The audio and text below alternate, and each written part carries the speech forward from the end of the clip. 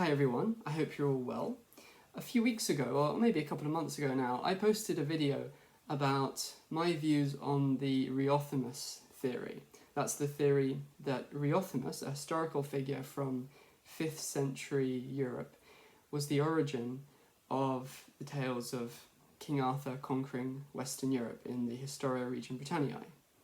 So I don't agree with this theory. I don't like it. I think it's the events involved in Riothemus's activities were much too small scale to be able to explain this grand legend of Arthur conquering most of Western Europe.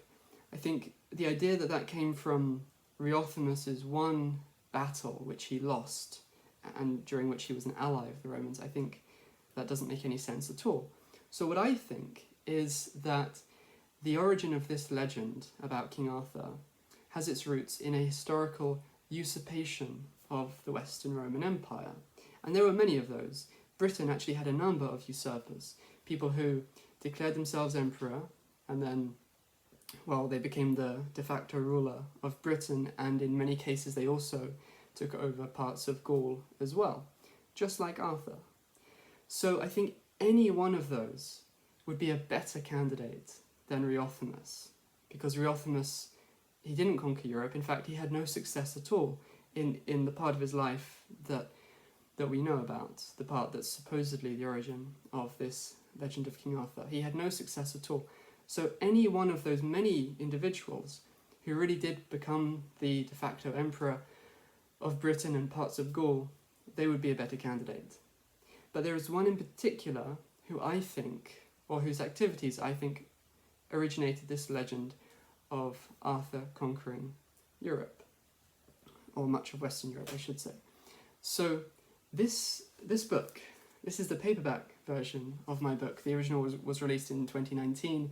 This has been released, well, just last month, May 2021. I'm very excited and very happy that it's been released. But anyway, in my book, I present a detailed explanation for which historical event I believe is the origin of the tale of King Arthur conquering Western Europe. And I present a detailed case-by-case, or rather, let's say episode-by-episode analysis or comparison between the historical events and the sequence of events in the tale of King Arthur. So the event in question is Magnus Maximus's usurpation of Western Europe. Now, I'm not saying Magnus Maximus himself was King Arthur, or was the Arthur figure whose activities became attributed to the 6th century Arthur later on. I'm not saying that. I actually think it was one of his generals who was the Arthur figure whose activities became attributed to the real King Arthur in the 6th century later. So in this video, I'm just going to present an overview of the first episode. I'm not going to go through the whole thing, partly because that would take too long, partly because I want you to read my book. But I'll go through the first episode involved. So that's the initial invasion of Gaul, the initial conquest. So in the one instance, in Magnus Maximus's historical usurpation, he, with his generals, including specifically his cavalry commander Androgathius, who was given the general direction of the war, according to one Roman historian, he set off with a large army and invaded Gaul. Now, in the Arthurian legend, we have King Arthur, who, just like in the historical instance, he set off to invade Gaul with a large army. Then, on the historical side, we've got Androgathius under the headship of Magnus Maximus, leading this large army, and he encounters the Roman leader of that territory, Gratian, the emperor. Then, in the Arthurian legend, we have Arthur encountering the Roman leader of that territory. Now, he's called Frollo in the story. Then, in both instances, most of the Roman leader's army switches sides, and then the Roman leader has to flee. In both instances, okay, so in the historical events involving Androgathius, and in the Arthurian legend we have that same pattern of events. The army comes from Britain, encounters the Roman leader's army switches sides, so the Roman leader has to flee. Then Androgathius and King Arthur, they both catch up to their respective Roman enemies at a city, and then they both kill him in an intimate one-to-one setting rather than in a pitched battle.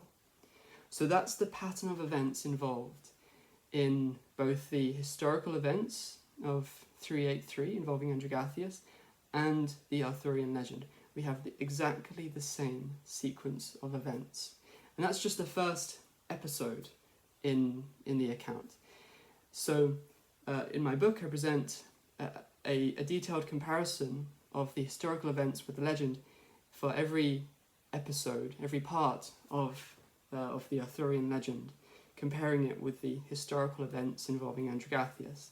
And I show how every part of the legend comes from the activities of Androgathius and the events that were taking place in that period of time, 383 to 388, the period of Magnus Maximus's usurpation.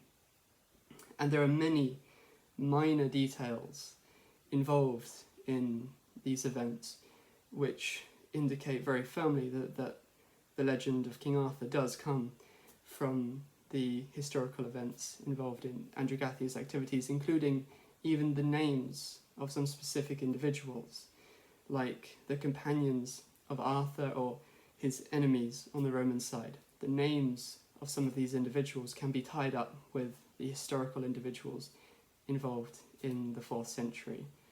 So that's a brief overview of the first part of my explanation. So I hope you found that convincing, and by all means please check out the paperback and thus cheaper version of my book on Amazon.